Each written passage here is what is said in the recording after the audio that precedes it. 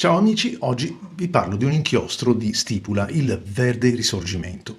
Gli inchiostri Stipula sono inchiostri che apprezzo molto, mi piacciono le tinte pastello e soprattutto quelle tinte che hanno un insieme di sfumature che li rendono talvolta difficili da classificare. Due su tutti, il verde muschiato, che tra l'altro anche dal punto di vista della formulazione è davvero esemplare, ma anche ad esempio il notturno Giannutri. Comunque, oggi ci occupiamo del verde risorgimento. Questo è un calamo, un flaconcino più piccolo ed è quello che va a corredo dei cofanetti delle penne pregiate. Non lo troviamo in commercio. In commercio troviamo invece il classico calamaio che per l'appunto si chiama calamo e ha diverse particolarità. La prima è che è un calamaio in vetro sviluppato in collaborazione col Dipartimento di Chimica dell'Università di Firenze per garantire al meglio la protezione dell'inchiostro dai raggi solari, quindi mantenerne la temperatura e intatta la qualità. Dall'altra parte è pure ottimizzato per il sistema di riempimento netto, che è un brevetto di stipula che consente di caricare fino alle ultime gocce di inchiostro all'interno di questo calamo. Diciamo subito che è un calamaio da 70 ml ed anche se il costo del singolo oggetto è attorno ai 14-15 euro, significa che è un inchiostro che tutto sommato sta nella parte medio-bassa della classifica degli inchiostri più costosi. Questo perché 70 ml non sono affatto pochi, quindi non lasciatevi ingannare dal prezzo. L'inchiostro è un inchiostro che rende molto bene, i colori sono davvero validi e non ha un costo così eccessivo, insomma, giusto per fare un riferimento, perché possiamo capire tutti, costa meno del Pelican che costa qualche euro in più, però avendo 50 ml anziché 70.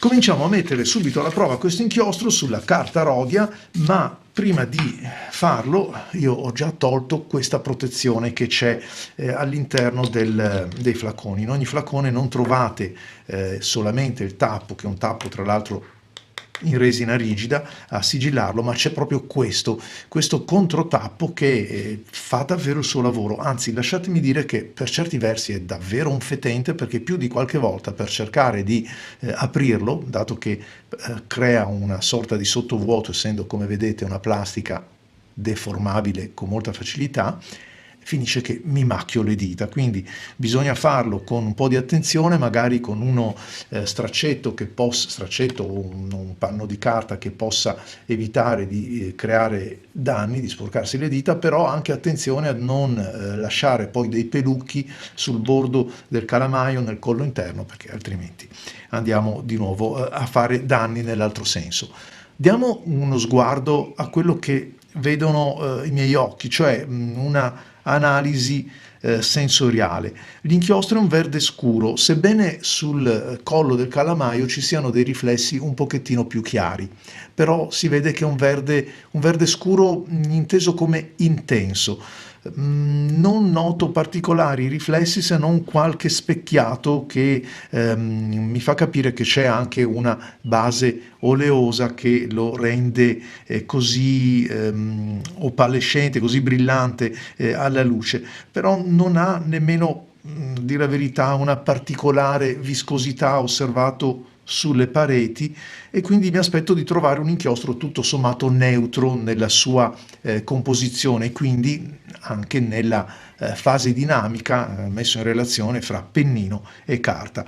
Lo andiamo a provare come sempre sulla carta Rhodia, prima di dirvi però che non ha assolutamente odore, quindi anche dal punto di vista olfattivo non denuncia niente, niente da dichiarare, come si suol dire. Adesso lo tappo e poi per la prova di oggi una penna speciale, una penna veramente speciale, anzi in edizione limitata, di più, limitatissima, solo 15 esemplari. È la bellissima Stipula Florenzia Opera, una collezione in soli 15 pezzi esclusiva per Gold Pen, quindi solo lì potete trovarla finché ce ne sono, perché so che le prime sono andate a ruba in prevendita, addirittura ancora prima di presentare il progetto. Beh, ce l'ho perché anch'io l'ho recensita e ci sto facendo un messierino e intanto, visto che ce l'ho fra le mani, concedetemi questa volta di utilizzarla per la prova di un inchiostro.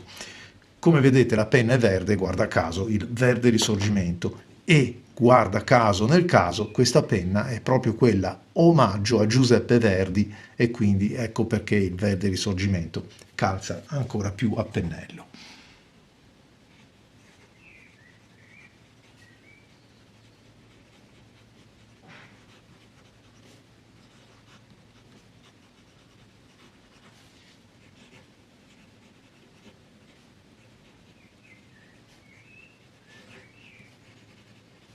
Beh, potrei chiudere qui la prova perché è un pennino che è di una scorrevolezza unica, messo su una carta rodia, non vi dico, e l'inchiostro effettivamente, e per fortuna, è un inchiostro molto neutro.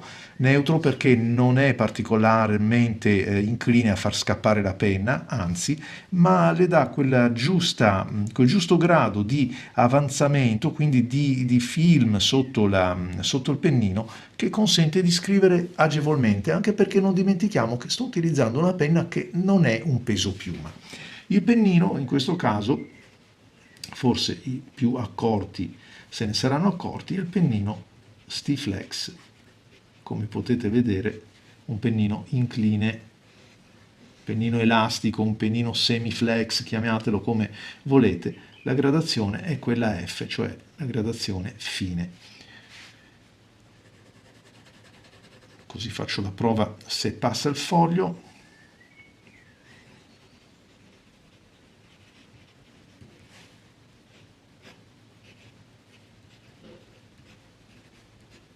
Ecco, l'unica cosa che mi sento di dire di questa penna è che non ha la finestrella di ispezione, quindi non si può capire quando sta per terminare l'inchiostro. Io ho fatto una bella carica piena qualche giorno fa, quando ho preparato la recensione, quando ho fatto tutte le mie prove, ma ecco sì, infatti evidentemente era proprio che l'ho lasciato aperto un attimo. Come si può notare è un inchiostro brillante, un verde brillante, un verde che, vedete la componente, vediamo se riesco ad inquadrarvela meglio, la componente liquida, non essendo particolarmente oleoso, evapora presto, si asciuga presto, quindi bene. Un verde brillante, un verde potrei dire quasi smeraldo, mi ricorda a prima vista, ma non è solo uno smeraldo di quelli insomma un po' piatti, diciamo, dove il colore colpisce per la sua intensità, la sua saturazione e si ferma lì. Grazie probabilmente anche a questo pennino flex, è ricco di sfumature che vanno un pochettino verso il verde scuro scuro, addirittura quasi nero quando l'inchiostro è ancora fresco e quindi bagnato. È un inchiostro che ha la capacità, ma ripeto, mettiamoci anche una buona parte di questo pennino, di creare delle sfumature, vedete, un po' per il flusso e un po' proprio per la capacità di saturare, essendoci più inchiostro depositato. Ed è una cosa che non mi dispiace affatto. Scorrevolezza e flusso è difficile dare un giudizio con un pennino così appunto, ma per fortuna l'ho provato anche con altre penne e adesso lo andiamo a vedere. Cominciamo l'analisi visiva dallo scritto su Rodia che ho appena completato. Innanzitutto possiamo notare che non c'è il minimo accenno al trafilaggio dall'altra parte, come potete constatare neanche dove sono andato a calcare parecchio, non c'è effetto di spiumaggio, c'è piuttosto una bella variazione, come vi facevo notare, dell'intensità. Significa che, certo, in parte è dovuta al flusso, quindi in parte anche al pennino flessibile che aiuta in questo senso, però rende la scrittura decisamente gradevole. Un pennino, come vi ho detto, di gradazione fine, ma vedete che belle sfumature riesce a mettere in campo. Un inchiostro che, come vi ho accennato prima, mi ricorda, no, vi ho accennato prima, non ve l'ho detto, ma l'ho pensato io, mi ricorda un pochettino il Verde 4001 Pelican. Diciamo che il verde è molto simile, brillante, un verde smeraldo, ma questo di Stipula ha una formulazione, secondo me, migliore, o perlomeno io trovo che sia migliore per i miei gusti, ed anche un pochettino meno luminoso, ma non meno brillante, intendiamoci, è solo meno luminoso perché, come avete potuto osservare, le pennellate, quelle del pennino, terminano in concomitanza di addensamenti del liquido, della parte liquida, quindi dell'inchiostro, con una componente più scura che dà delle sfumature molto più ampie, quindi una gamma anche di verde più ampio rispetto a quello del Pelican, che resta comunque un ottimo inchiostro. Su una carta meno pregiata, giusto per provare come si comporta, il colore, come potete vedere, risulta molto distinguibile. Questo significa, ve l'ho spiegato tante volte, che siamo di fronte ad una buona formulazione, un bel pigmento, un pigmento in grado di fissarsi davvero alla carta e restare simile, anche superando le variazioni che sono quelle tipiche delle diverse sfumature e dei diversi pigmenti. Giusto per capirci, l'ho provato su un blocco di quelli di uso comune. Questo è un blocco Blasetti. Come potete vedere, e questa volta la stipula che ho utilizzato è quella col pennino V-Flex, un pennino decisamente più tagliente, un po', anzi abbastanza meno propenso alla flessibilità, e come vedete la qualità dell'inchiostro è la stessa anche con il V-Flex, che è un pennino in acciaio, ve lo ricordo. Guardate che bella variazione si riesce ad ottenere nel momento in cui andiamo a premere un pochettino di più.